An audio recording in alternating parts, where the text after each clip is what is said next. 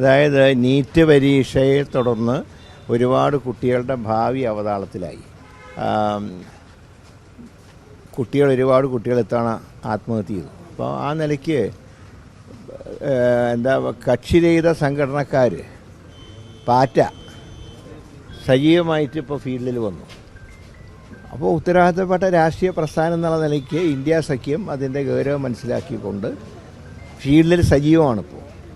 അപ്പോൾ അതിൽ ഞങ്ങളുടെ ചില ഡിമാൻഡ് പറഞ്ഞിട്ടുണ്ട്. കേന്ദ്രമന്ത്രി രാജിവെക്കണം, വിദ്യാഭ്യാസ മന്ത്രി രാജിവെക്കണം, ഇതിനെക്കുറിച്ച് ഒരു അന്വേഷണം നടത്തണം.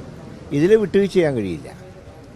അതുകൊണ്ട് ഈ സമരത്തെ ഒരു കാര്യം കേന്ദ്ര ഗവൺമെൻറ് മനസ്സിലാക്കേണ്ടത്, വിദ്യാർത്ഥി സമരങ്ങളാണ് ഇന്ത്യൻ രാഷ്ട്രീയത്തിൻ്റെ ഭാവി പലപ്പോഴും നിർണ്ണയിച്ചിട്ടുള്ളത്. ഇപ്പോൾ നരേന്ദ്രമോദിക്ക് അറിയാം എങ്ങനെയാണ് ഗുജറാത്തിലെ 1970 കോൺഗ്രസ് ഗവൺമെൻറ് എങ്ങനെ തകർന്നതെന്ന് ചോദിച്ചാൽ വിദ്യാർത്ഥി സമരമായിരുന്നു. ആ വിദ്യാർത്ഥി സമരത്തിലൂടെയാണ് ഗുജറാത്ത് BJPയുടെ കൈകളിലേക്ക് പോയത് പിന്നീട്. അതുകൊണ്ട് ഈ വിദ്യാർത്ഥി സമരം ഡൽഹിയിലെ പ്രദേശങ്ങളിൽ മാത്രം ഒതുങ്ങുന്നതല്ല, കേരളം ഉൾപ്പെടെയുള്ള സംസ്ഥാനങ്ങളിലെ കുട്ടികൾ സമരത്തിലാണ്. അപ്പോൾ അതിൻ്റെ പ്രാധാന്യം മനസ്സിലാക്കുക. MP-മാരെ തല്ലിയതുകൊണ്ടൊന്നും സമരം അവസാനിക്കില്ല.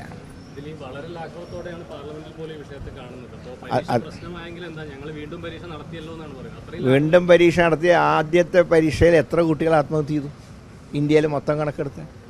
അവരൊക്കെ നാളെ ഡോക്ടർമാരൊക്കെ വരേണ്ട കുട്ടികളല്ലേ. കുരുന്നിലെ അവരുടേതായിട്ടുള്ള കുറ്റമല്ല, അവരുടെ ജീവൻ നഷ്ടപ്പെടുത്തിയില്ലേ? അതിന് ഉത്തരവാദിത്തമായിട്ടുള്ളവർക്കെതിരെ ആക്ഷൻ എടുക്കണം, മന്ത്രി രാജിവെക്കണം. അതാണ് പ്രതിപക്ഷം ആവശ്യപ്പെട്ടത്. അപ്പോൾ പൊതിച്ചോറുമായി ബന്ധപ്പെട്ട വിഷയത്തിൽ ഇന്ന് മുഖ്യമന്ത്രി ഒരു കൈ കഴുകുന്ന നിലപാടെടുത്തിട്ടുണ്ട്. അതായത് ഡിവൈഎഫ്ഐയെ പൂർണ്ണമായി അഭിനന്ദിക്കുകയാണ്. അതിൽ ഞങ്ങൾക്കൊക്കെ ഒരേ തീരുമാനം തന്നെയാണ്. പൊതിച്ചോറും കയ്യേറ്റവും രണ്ടും രണ്ടാണ്. കയ്യേറ്റം സമ്മതിക്കില്ല, അതാണ് ആലപ്പുഴയിലുണ്ടായ പരാതി.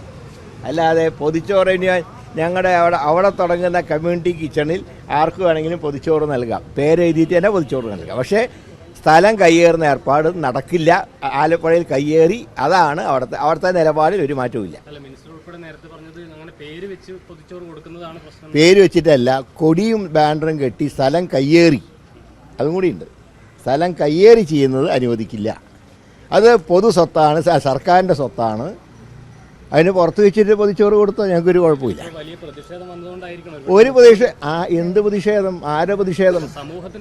സമൂഹത്തിൽ നിന്ന് ഒരു പ്രതിഷേധവും ഇല്ല. സമൂഹത്തിന് രണ്ടഭിപ്രായമുണ്ട്. ചില ആൾക്കാർ വന്ന് ഇത് നടപ്പാക്കിയേ പറ്റൂ എന്ന് പറഞ്ഞിട്ട് കമ്മ്യൂണിറ്റി കിച്ചൺ. പക്ഷേ ഞങ്ങൾ അതിലേക്ക് കടക്കുന്നില്ല. അപ്പോൾ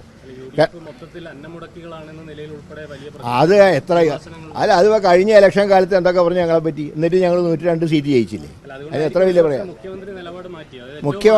മുഖ്യമന്ത്രി എൻ്റെ നിലപാടൊന്നുമില്ല. ഞങ്ങളെ തമ്മിൽ അടുപ്പിക്കാൻ നോക്കണ്ട. എല്ലാ കാര്യവും മുഖ്യമന്ത്രിയുടെ അനുവാദത്തോടുകൂടെ മാത്രമേ സഹമന്ത്രിമാർ പ്രവർത്തിക്കുള്ളൂ. മുഖ്യമന്ത്രി ഉത്തരവാദിത്തത്തോടെ